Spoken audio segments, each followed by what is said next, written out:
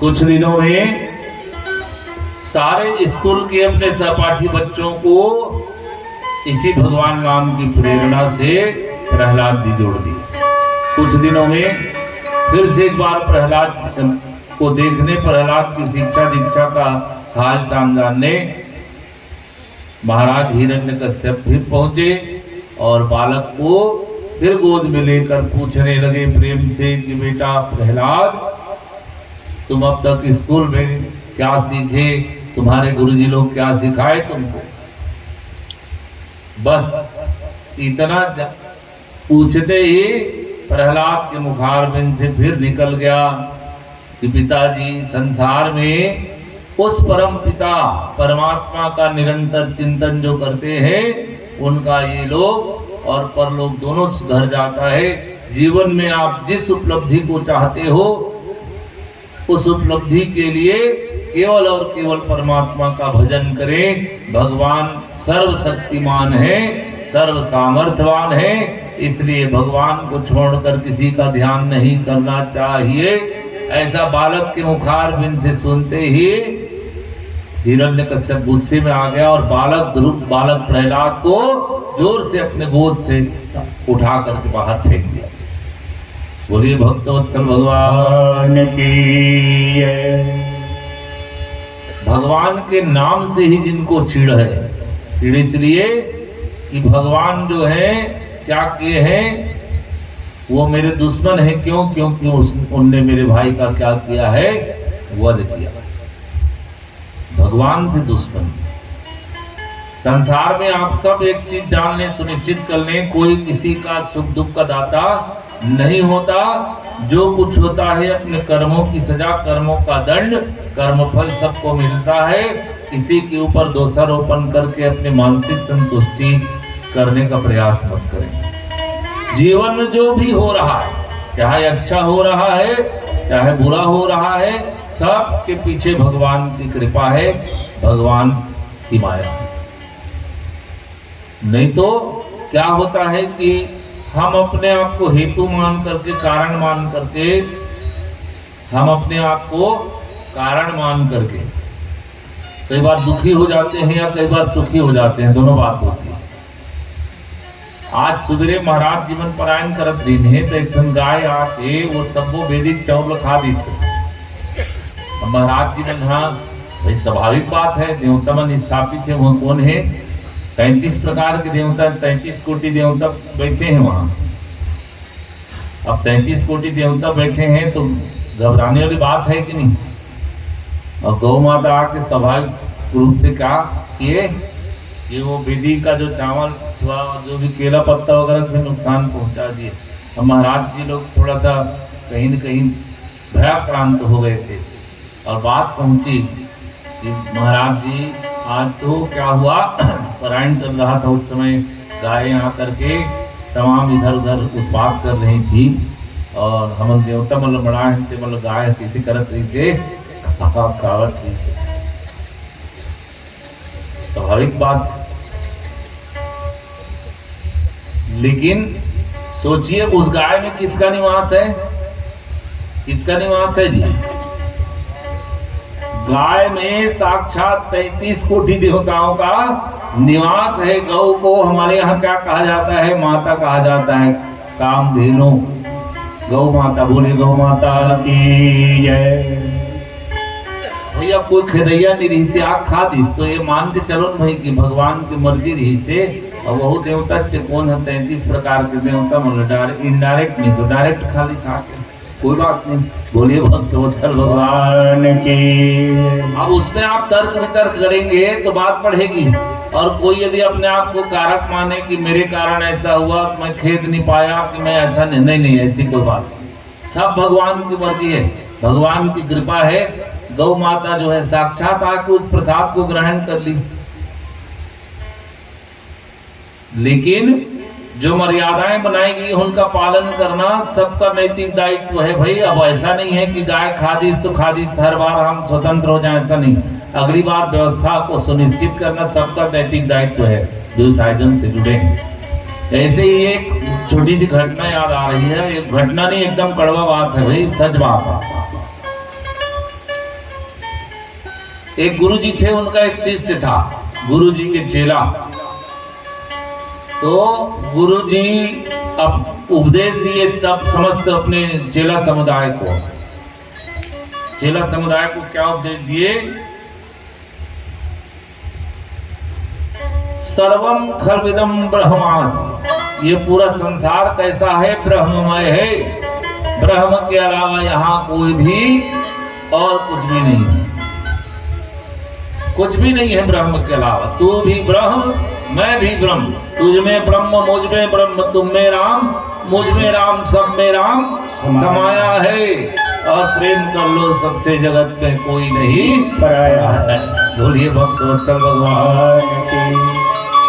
तो बाकी बात को वो चेला समझा नहीं समझा पता नहीं, लेकिन गुरु जी की इस बात को गांठ बांध के पकड़ लिया। गुरु जी क्या बोल रहे हैं कि सब में ब्रह्म समाया। अब ये गुरु जी का उपदेश, गुरु जी का मंत्र लेकर के वो चेला अपने घर को चल दिया। अब चेला अपने घर तो चल दिया, रास्ते में क्या हुआ? एक नंदीश्वर, नंदीश्वर मतलब जिला हम कागथन छत्तीसगढ़ी में, कागथन जी छत्तीसगढ़ी में गोल्लर, गोल्लर नंदी जी आजकल गांव गांव माड़े, गांव का एक परंपरा बन गई है। गौठान के पास में वो सीमेंट का, पत्थर का मूर्ति बना दिए हैं। काहे का? नंदी भगवान। और नंदी और कोई नहीं भाई, साक्षात धर्म है। उसका कारण क्या है? ये तो एक गांव में रख दिए तो दूसरे गांव में परंपरा शुरू हो गई, भले उसका संरक्षण नहीं होता।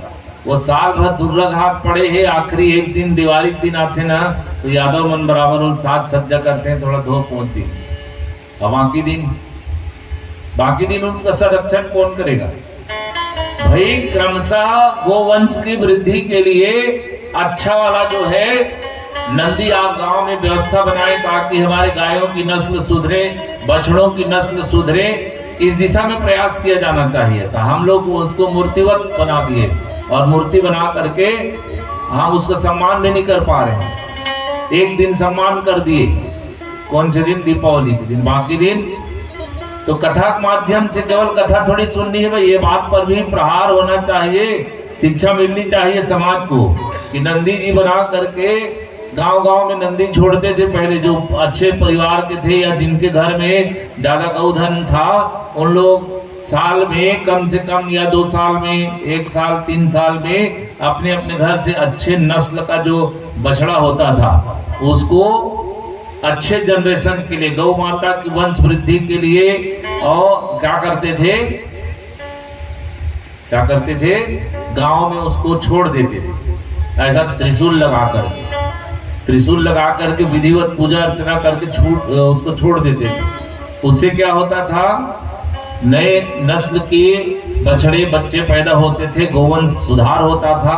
अब तो लगभग 60% कहूं कि 80% कहूं कि कृत्रिम गर्भाधान हो रहा है गायों में भी कृत्रिम गर्भाधान बढ़ा है। परिणाम क्या हो रहा है? बच्चे स्वस्थ, बछड़े अभी नए जनरेशन के जो बछड़े स्वस्थ नहीं है, बीमार हैं, गाय अच्छे दूध नहीं दे पा रही हैं। बहुत सारी चीजें समाज में, केवल पशु मानव समाज ही बिगड़ा है ऐसा थोड़ी है जी। हमारे पशुधन के साथ भी खिलवाड़ हुआ, और पशुधन के साथ खिलवाड़ क्या हुआ?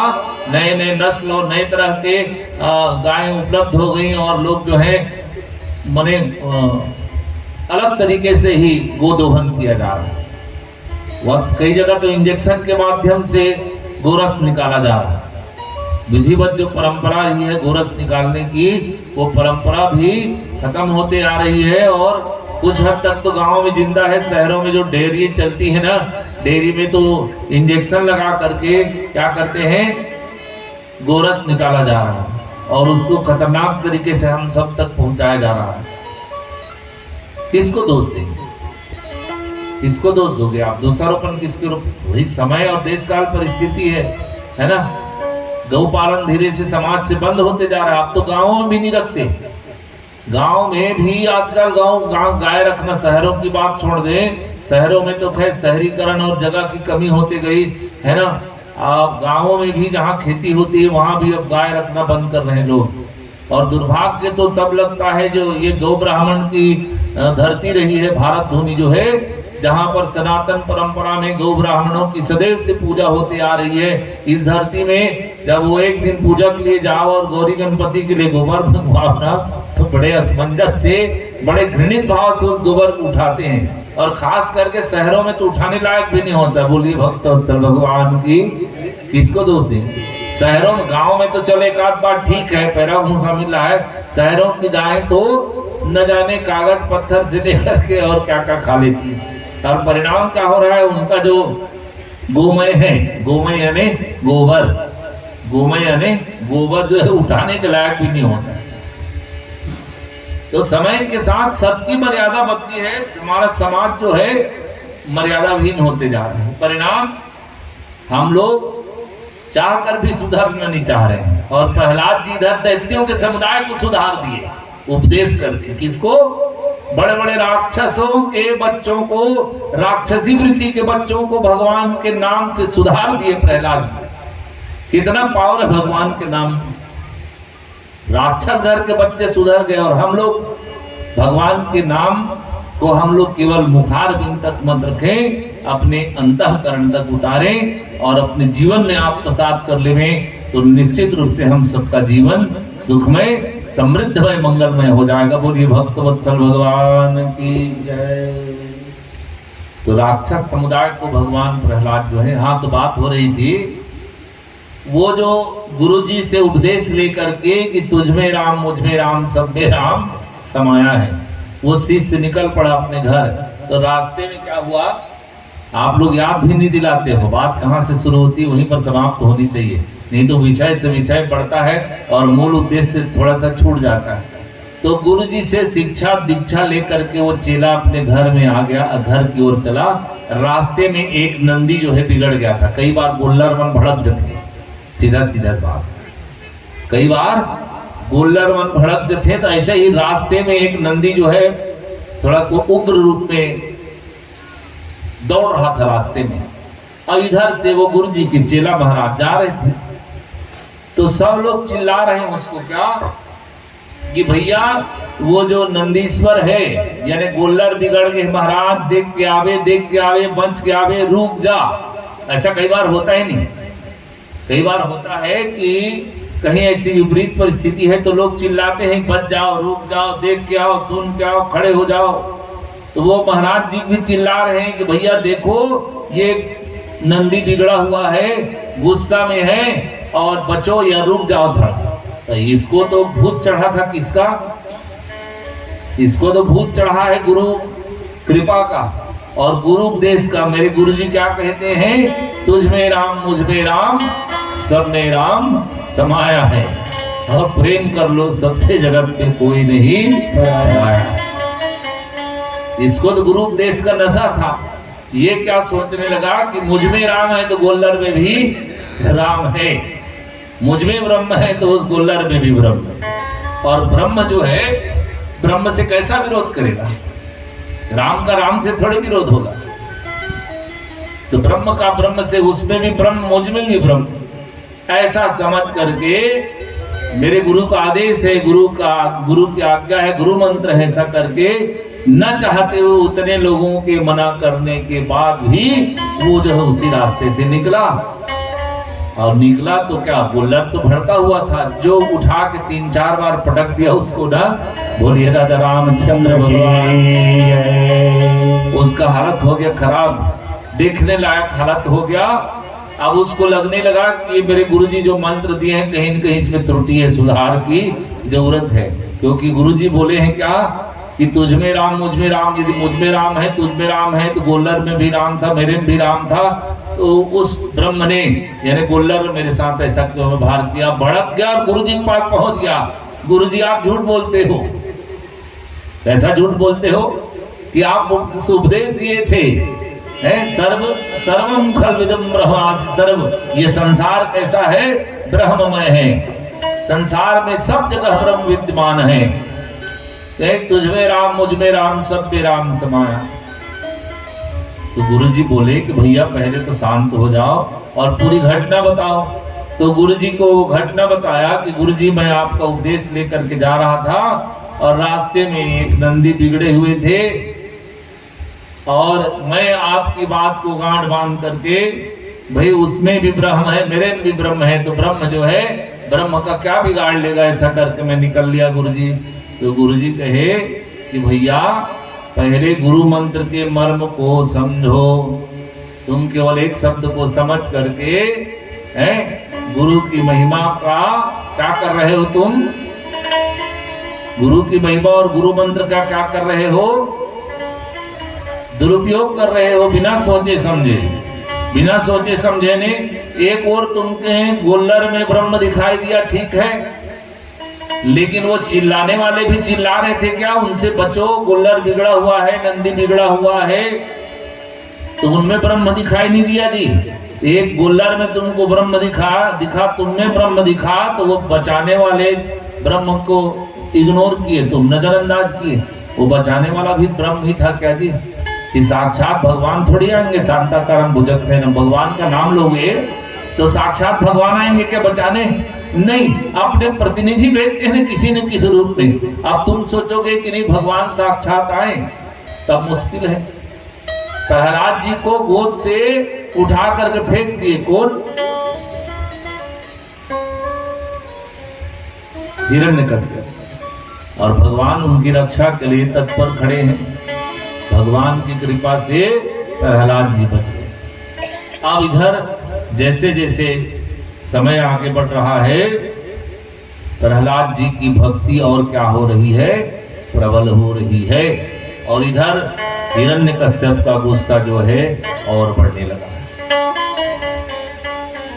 अब हिरण्यकश्यप जो है अनेकानेक उपाय करने का प्रयास करते हैं इस बालक को सही दिशा में लाने के लिए। एक बार तो क्या हुआ, मदमस्त हाथी को शराब पिला दिया गया और मदमस्त हाथी के सामने बालक ध्रुव को छोड़ दिया, बालक प्रहलाद को छोड़ दिया गया। लेकिन भगवान की कृपा जिस जीव के साथ हो जाती है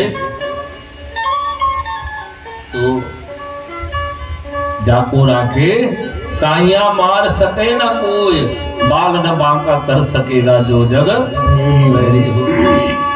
भगवान वहां से भी प्रहलाद को सकुशल बचा लेते हैं, भगवान के नाम में वो पावर है। फिर क्या हुआ, ये समाचार जब प्रहलाद हिरण्यकश्यप तक पहुंचा तो हिरण्यकश्यप तिल मिला गए और इस बार अपने दूतों को भेज करके बालक प्रहलाद को ऊपर पहाड़ से, कहां से, ऊपर पहाड़ से नीचे धकेल दो ताकि इसका क्या हो जाए, ये खत्म हो जाए, झंझट से मुक्ति हो जाए। कैसे निर्दयी पिता हैं, अपने ही बालक को कहां से, पर्वत से सीधे नीचे खाई में डाल दो ताकि क्या हो जाए, इसका सर्वनाश हो जाए। एक बालक को छोटी सी चोट भी लगती है, उंगली में एक बूंद खून यदि आ जाए तो माँ जो है क्या हो जाती है, बेचैन हो जाती है, व्याकुल हो जाती है। बच्चे के आंख में आंसू भी आ जाए तो माता पिता को कितनी पीड़ा होती है समझ सकते हैं, है ना। लेकिन आज बालक प्रहलाद जो है भगवत कृपा से सारे कष्टों को सहने में सामर्थ्यवान बनना हुआ है, और न चाहते हुए उसको पर्वत से क्या कर दिया गया, ऊपर से नीचे खाई में ढकेल दिया गया। भगवान साक्षात खड़े थे और भगवान जो है चतुर्भुजी स्वरूप में उनको बचा लिए। बोलिए भक्तवत्सल भगवान की जय। इन सब छोटे छोटे प्रयासों से जब बालक जो है सकुशल बचता गया तो हिरण्यकश्यप का सिर चकराने लगा कि कौन सी अद्भुत शक्ति इस बालक के साथ है। और मैं भी तो क्या किया हूँ, भगवान की तपस्या करके भगवान को प्रसन्न किया हूँ, और मैं जब तक उस नारायण से बदला नहीं लूंगा तब तक मुझे चैन नहीं आएगा करके। अब इस बार तो उसकी बहन आ गई भाई के काम में सहयोग करने के लिए, होलिका बहन आ गई और होलिका को एक आशीर्वाद था क्या कि उसको ये वरदान मिला था। क्या मिला था कि होलिका को आग जो है जला नहीं सकती। होलिका को वरदान मिला था। तो बालक प्रहलाद को लेकर के होलिका जो है क्या करती है, अपने भाई से कहती, भैया ते छोटे बात के लिए क्यों विचार करते हो, अभी देखना मेरे वरदान का चमत्कार। और इस चमत्कार से क्या होगा, बालक प्रहलाद जो है भस्म हो जाएगा। और प्रहलाद को गोद में लेकर के होलिका जो है बैठ जाती है। हर साल होली मनाते ही नहीं, अभी होली का पर्व नजदीक है। कितनी तारीख को है होली? 6 को होलिका दहन है, 6 मार्च को। यह 28 का महीना है, 27 को यहाँ का कार्यक्रम बंद होगा। 6 मार्च को क्या है, होलिका दहन है। और 7 मार्च को होली का त्योहार है। 7 मार्च को होली का त्योहार है। आप लोग उत्साह से मनाएंगे। होली की अग्रिम शुभकामनाएं एक छोटी छोले गीत के साथ में।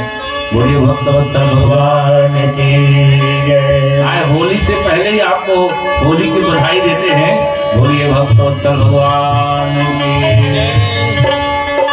बोलिए बाकी बिहारी लाल की जय। भगवान भगवान की जय। मधुबन में मचे होली ना, राधा श्याम सन खेले होली ना।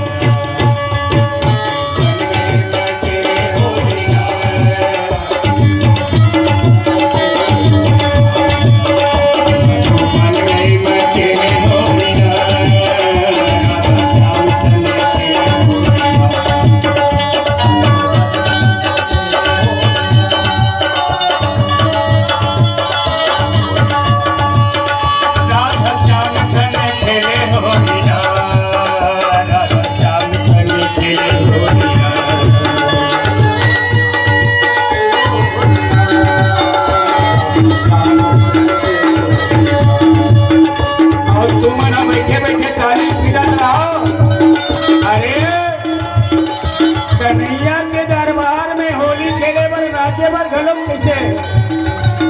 अरे नाच ले कन्हैया सन्मान के होली खेल ले। श्री राधे।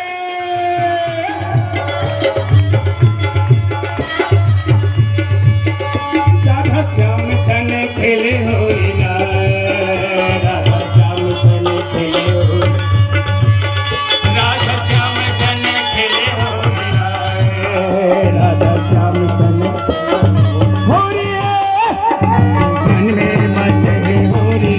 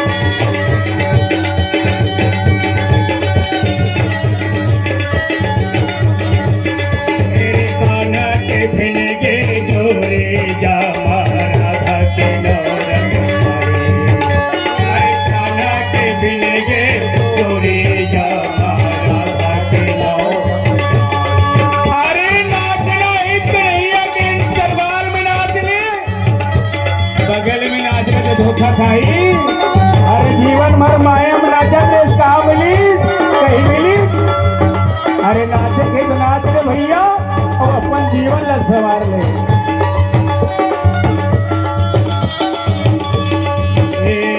कान्हा के भिड़े जो